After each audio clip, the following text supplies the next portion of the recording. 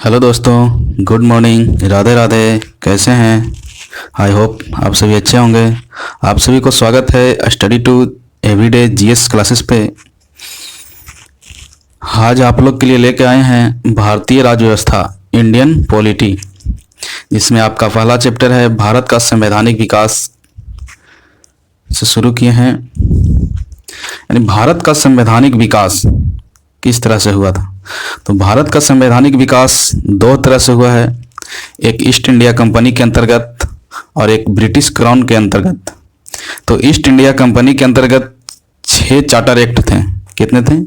6 charter act, जिसमें पहला है आपको रेगुलेटिंग एक्ट 1773, दूसरा है पिट्स इंडिया एक्ट 1784, तीसरा है चार्टर एक्ट 1793, चौथा है चार्टर एक्ट 1813, पांचवा है चार्टर एक्ट 1833, छठा है चार्टर एक्ट 1853।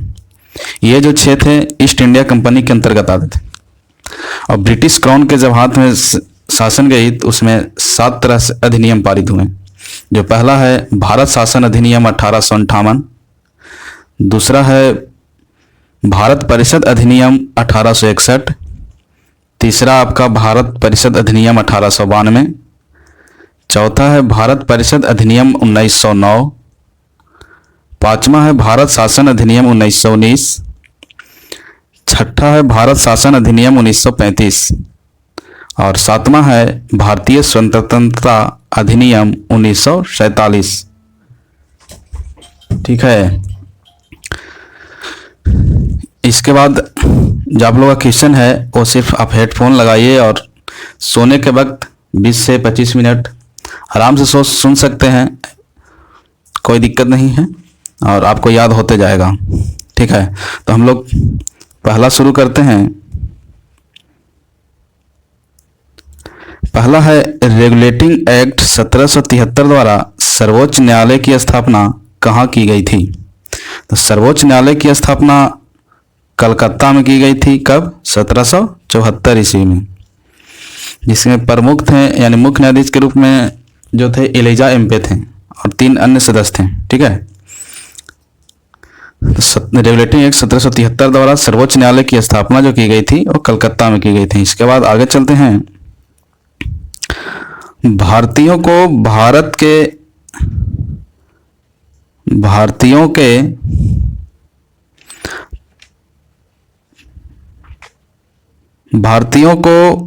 के प्रशासन में भाग लेने का अधिकार किस अधिनियम के द्वारा प्राप्त हुआ? तो इस जो प्राप्त हुआ ये चार्टर एक्ट 1833 द्वारा प्राप्त हुआ। क्या प्राप्त हुआ? भारतीयों के भारत के प्रशासन में भाग लेने का अधिकार चार्टर एक्ट 1833 के द्वारा प्राप्त हुआ। ठीक है। अगला क्वेश्चन है भारतीय विधान परिषद क्या है? भारतीय विधान परिषद को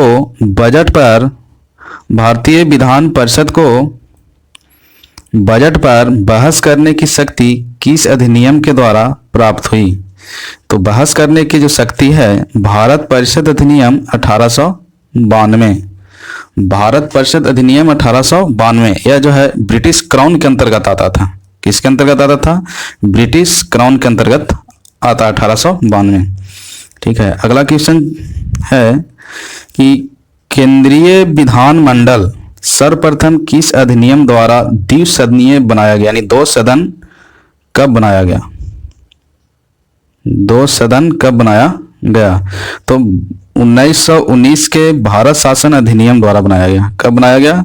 1919 के भारत शासन अधिनियम द्वारा बनाया गया। ठीक है। इसके बाद अगला क्वेश्चन है आपका कि भारत के राष्ट्रपति को अध्यादेश निर्गत करने की शक्ति मूलतः किस अधिनियम से पारित होती है?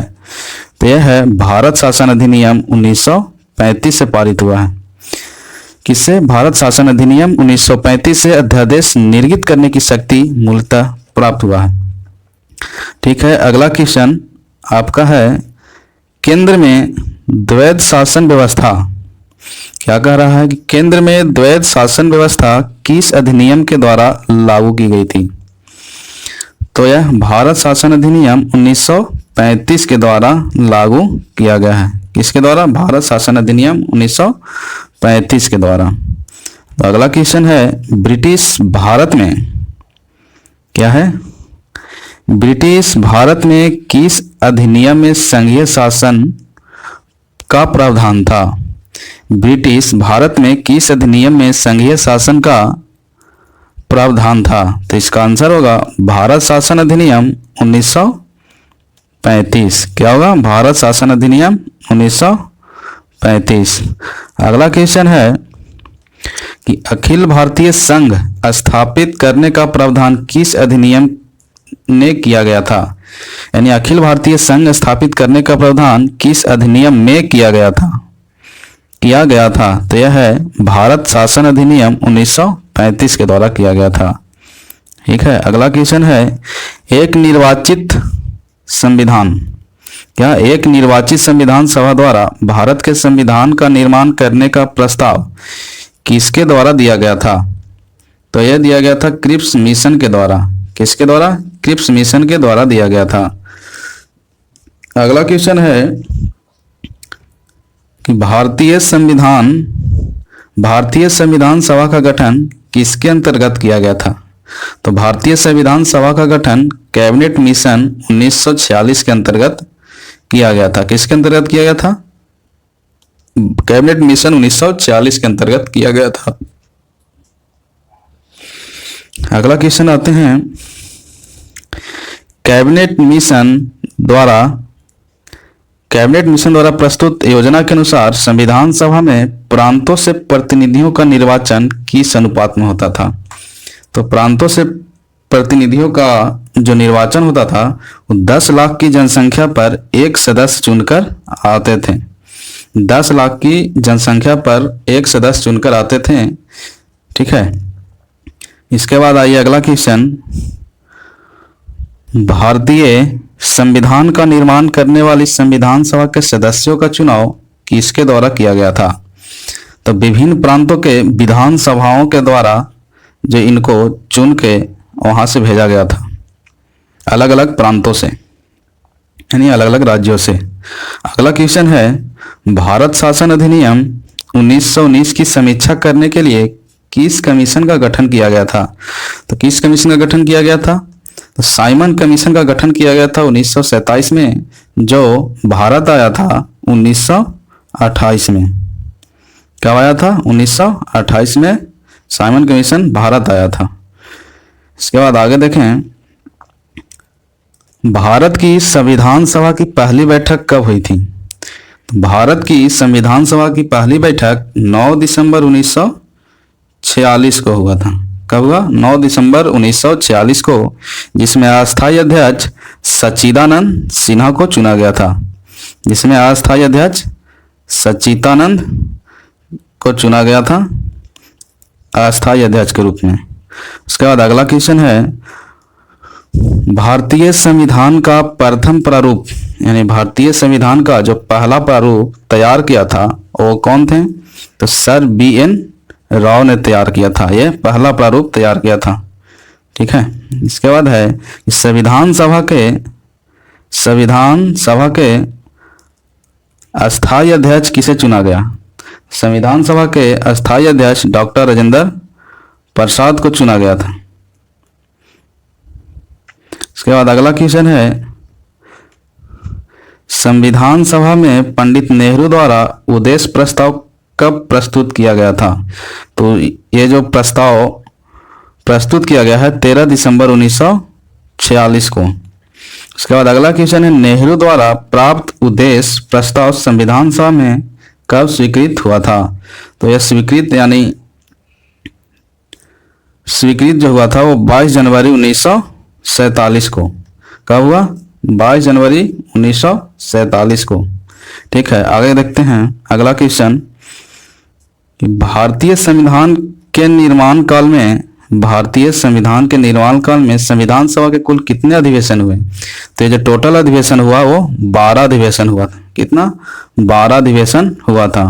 भारतीय संविधान सभा के संवैधानिक सलाहकार, ये बार बार आता है क्वेश्चन कि भारतीय संविधान सभा के संवैधानिक सलाहकार कौन थे? तो sir B N Rau, sir B N Rau संवैधानिक सलाहकार के रूप में थे। इसके बाद अगला क्वेश्चन है, भारत की संविधान सभा ने वर्तमान रूप में राष्ट्रीय ध्वज कब अपनाया गया? जो तिरंगा हम लोग का राष्ट्रीय ध्वज है वो 22 जुलाई 1947 को अपनाया गया। ठीक है। अगला क्वेश्चन है, भारत का संविधान कब स्वीकार किया गया? तो भारत का संविधान 26 नवंबर 1949 को स्वीकार किया गया। के बाद आगे चलते हैं कि भारतीय संविधान को पूर्णतः कब लागू हुआ था? तो ये जो लागू किया गया है 26 जनवरी 1950 को लागू किया गया है। अगला क्वेश्चन है, 26 नवंबर 1949 को क्या है? अगला क्वेश्चन, 26 नवंबर 1949 को भारतीय संविधान किसके द्वारा अधिनियमित किया गया? भारत संविधान सभा द्वारा। किसके द्वारा? संविधान सभा द्वारा अधिनियमित किया गया। इसके बाद है जन गण मन। जन गण मन को भारत के राष्ट्रगान के रूप में कब अपनाया गया? तो 24 जनवरी 1950 में। इसके बाद आगे है, भारत सरकार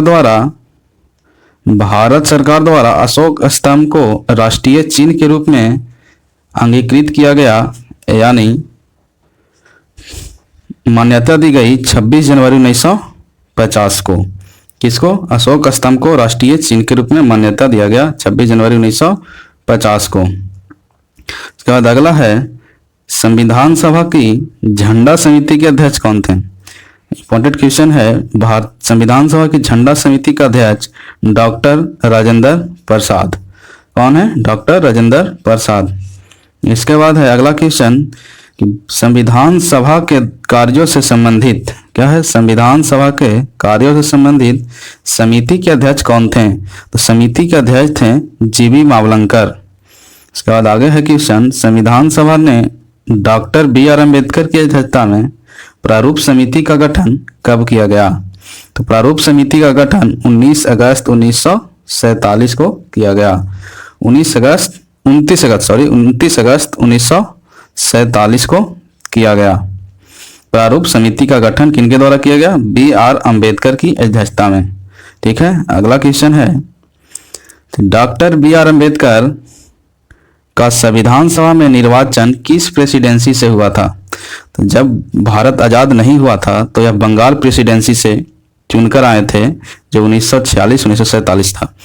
उसके बाद जब भारत आजाद हुआ तो 1947 से 50 मुंबई प्रेसिडेंसी से चुन के आए। पहले कहाँ से? बंगाल प्रेसिडेंसी से चुने गए थे। जब भारत आजाद हो गया तो यह मुंबई प्रेसिडेंसी से चुन के आए। अगला क्वेश्चन है, भारत का संविधान मूलतः 2 भाषाओं में लिखी गई है। वो कौन कौन सी भाषाएं हैं? तो हिंदी और अंग्रेजी। कौन कौन? 2 भाषाएं हैं, हिंदी एवं अंग्रेजी। ठीक है। उसके बाद आगे देखिए, तो आपको आ गया कि प्रमुख समितियां एवं उनके अध्यक्ष क्या है? प्रमुख समितियां एवं उनके अध्यक्ष। तो संघ शक्ति समिति क्या है? संघ शक्ति समिति का अध्यक्ष तो थे पंडित जवाहरलाल नेहरू थे। पहला नंबर में है संघ शक्ति समिति के अध्यक्ष पंडित जवाहरलाल नेहरू। उसके बाद है प्रांतीय संविधान समिति। प्रांतीय संविधान समिति सरदार वल्लभ भाई पटेल। प्रांतीय संविधान समिति के जो अध्यक्ष थे वो सरदार वल्लभ भाई पटेल हुए। प्रारूप समिति के अध्यक्ष डॉक्टर भीमराव अंबेडकर।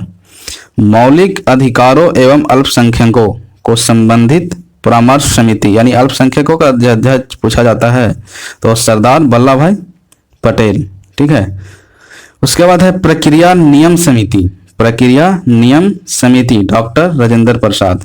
उसके बाद राज्यों के लिए जो समिति बनाई गई थी उसका अध्यक्ष थे पंडित जवाहरलाल नेहरू, और संचालन समिति का अध्यक्ष थे डॉक्टर राजेंद्र प्रसाद। ठीक है। इसके बाद आगे देखिए कि अंतरिम सरकार वर्ष 1946 में गठन किया गया था, जिसमें जवाहरलाल नेहरू को राष्ट्रमंडल संबंध तथा विदेशी मामले को मंत्रालय मिला था। जवाहरलाल नेहरू को राष्ट्रमंडल संबंध तथा विदेशी मामले। उसके बाद सरदार वल्लभ भाई पटेल को गृह सूचना एवं प्रसारण मंत्रालय मिला था। सरदार वल्लभ भाई पटेल को गृह सूचना एवं प्रसारण मंत्रालय मिला था। उसके बाद आइए राजेंद्र प्रसाद।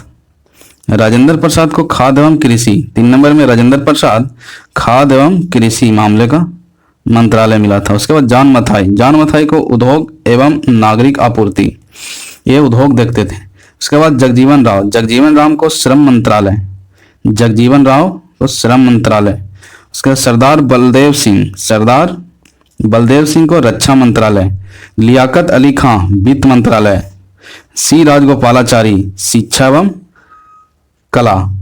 सी राजगोपालाचारी शिक्षा एवं कला। बस आज तक यहीं तक। इसके बाद फिर आपको अगले दिन दिया जाएगा, चैप्टर बाय चैप्टर रोज कराई जाएगी, 1 लाइनर ही, और सेट प्रैक्टिस भी चालू किया जाएगा इसमें। ठीक है।